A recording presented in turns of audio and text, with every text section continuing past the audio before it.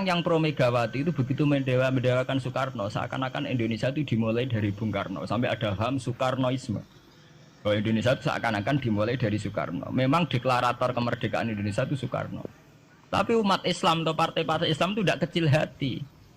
Karena embrio yang bernama Indonesia itu dari tahun 1908, sebelum ada partai nasionalis yang berani melawan kolonialisme Belanda adalah partai-partai Islam. Sehingga kebangkitan Indonesia dimulai 1908.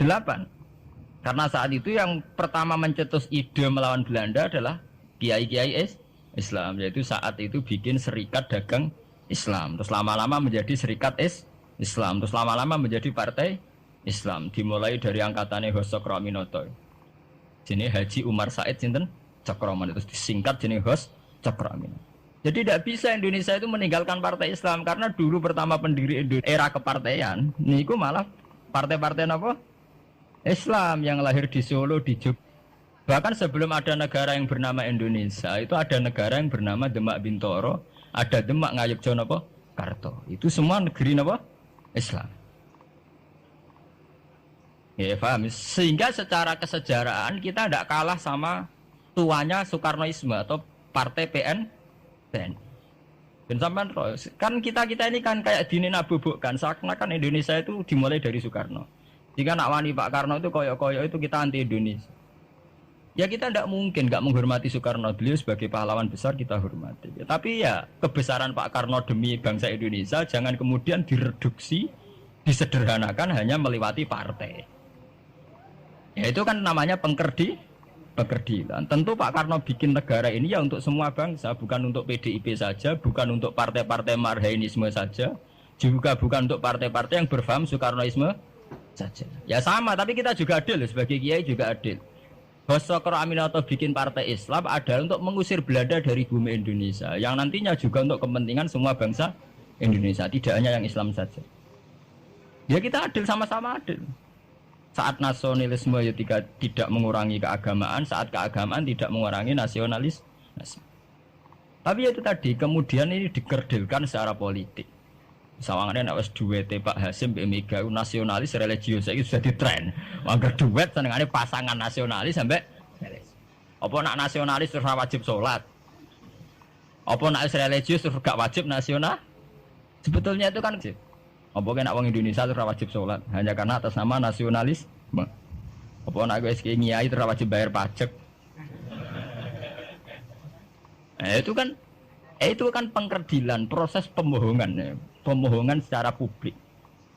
Itu dibodokno, sedurunge bodoh itu kan itu kan repot. Namanya sedurunge bodoh dibodokno nggih napa? Nurut. Makanya kalau seneng ya, kayak kemarin Hari Kebangkitan Nasional itu seneng kalau diungkap terus di TV bahwa kebangkitan Indonesia dimulai dari 1908. Pentingnya bahwa orang-orang yang sok Soekarnoisme biar tidak mereduksi Pak Karno hanya milik mereka sendiri, karena bangsa ini berdiri semenjak 1908. Dimulai dari gerakan Budi Utomo sampai Hos Cokroaminoto sampai macam-macam ya, serikat-serikat Islam. Tapi ini terungkap sausé tukaran. Jadi sebetulnya Presiden Gus Dur jadi presiden Yasa karena Basim Asari berjuang sebelum tahun 45. Megawati Yasa. Ya karena beliau berjuang lewat bapaknya, ya sama semuanya sah. Pak SBY juga sah. Karena keluarga militer. Apa meneh dekne mantune Sarwedi sing ra roh sapa? Perjuangane mertuane. Gak iso adol bapak ya adol mertuane. Pokoke sing dikena didol pokoke. Tapi artinya sama, kita secara sejarah itu sama. Kita sebagai santri juga tidak kalah sejarah. Karena berdirinya nasional sudah lewat para kiai.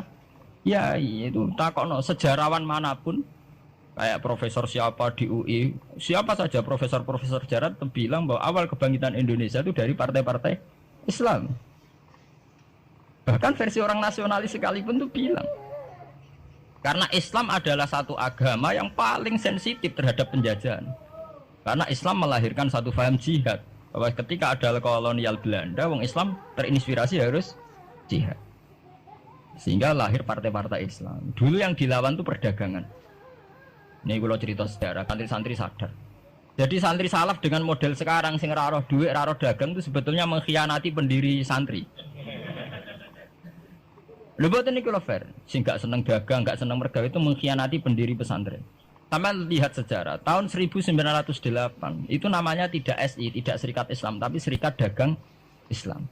Karena para kiai adalah melawan dominasi Cina di Surakarta dan dominasi Belanda menguasai sentra-sentra perdagangan. Sehingga yang dilawan pertama adalah piye supaya kolonial gak menguasai aset-aset ekonomi. Namun tak kokno sejarah, cek versi kiai, cek versi buku, asal gak versi klenek. Itu pertama yang dilawan para ulama adalah penguasaan aset ekonomi oleh Cina dan Belanda, sehingga mereka bikin Serikat Dagang Islam. Tapi saat ini mboten, santri paling ikhlas nak dunia wae Cina wae wong kafir. Dekne istrimo jaluk Arab-Arab salam tempel itu kan itu kapan ada ajaran itu napa? Kapan? Kita diundang bupati wis seneng ke bupati kelar salam tempel, sementara sing juga bupati ini kere-kere diutaratur, dikajekno wis seneng dan sebagainya. Itu tidak benar, tradisi itu tidak benar. Pertama dalam sejarah yang kita lawan justru penguasaan aset-aset ekonomi. Sebab itu dulu berdirinya Partai Islam dimulai dari Serikat Dagang Islam. Paham ya?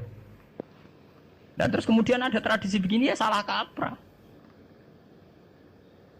Sebab itu kalau balik malih teng sejarah. Lah Nabi Muhammad ketika ngalami polemik intelektual, akhirnya beliau merunut sejarah lagi. Tapi bolak-balik dirunut ngenteni napa? Tukaran. Yaitu ketika Nabi Muhammad adu argumen mbek wong Yahudi. Agama mbek aku orisinil di. Jare Nabi Muhammad ya orisinil Muhammad.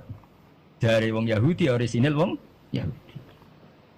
Nah sebab itu kalau andekan sampean tuh pakar sejarah, ketika Quran ngendikan anit tabi millata Ibrahim apa? Hanifah, bahwa Nabi Muhammad kon anut Nabi Ibrahim itu bukan sekedar keteladanan dan fisik mboten, ya adu ilmu tuwa niku. Adu ilmu tuwa. Asite adu ilmu tuwa andalane wong Yahudi Nabi Musa. Andalane Nabi Muhammad Nabi Ibrahim. Padahal Nabi Musa dibanding Ibrahim angkatan putu. Mulane jare Quran ha antum haula'i hajastum fi ma lakum bihi ilmun falimatu hajuna fi ma laysa lakum ilm wa wa ya'lamu wa antum la ta'lamun. Maka na Ibrahimu Yahudiyya wala Nasraniyya walakin kana hanifam muslimah. Terus ada ilmu tuwa. Kowe duwe agama Yahudi rak pendirine Musa. Kowe di agama Nasrani pendirine rak Isa. Lah anakku Islam pendirine Ibrahim rak tuwa napa? Berarti satu ilmu tuwa. Dadi Quran wis kakuati wa ma unzilatit Taurat wal Injilu illa mim ba'di. Lho Taurat Injil ku ana rak sakwise periode Ibrahim. Iku ngejenenge adu ilmu napa? Tuwa. Nah, mulane saiki dhisik Mbah Sim apa dhisik Mbah Khalil? Apa dhisik Mbah Sidogiri? Apa dhisik lah nek adu Mbah gak barbar. Tapi ngono iku terungkape sakwise tukar. Itu kali tukaran sakniki.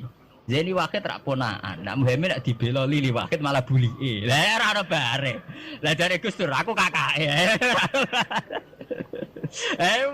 Ngenteni runut tak ngenteni tukaran. Lah itu tren teng putih-putih. Wong santri sarang ngerti sejarah Mbah Hasim gak ada hubungan mbek Mbah Suhaib yo tukaran. Riyen-riyen mboten ngerti jek rodok tukaran. Akhirnya ya karena yai sering pidato bahwa Mbah Suhaib Mbah Ahmad dengan Mbah Hasim akrab, Gus Dur juga ngakui kalau Mbah Hasim nanti ngaji Mbah Suhaib itu baru tahu. Makanya ora tahu cocok tapi tidak saling hujat karena sama-sama utang nopo jasa. Mbah Mun di guru Mbah Karim di guru Mbah Hasim Asari. Lah Mbah Hasim sendiri nanti ngaji Mbah Suhaib. Ya begitu. Makanya kayak pulau ini dari kiai menangan, ngasap pulau saking mbok-mbok pulau bodoh. Ya itu tadi guru-guru ngalim. Enggaknya benda nopo tukaran. Mereka arah tukaran ini uang kan senengane damai. Kayak uang biasanya nak ngoten, nak lagi rukun penting bocah apik sayang bojone ya wis. Dan nak lagi tukaran, aku mula-mula di mantuku ya gak sendet.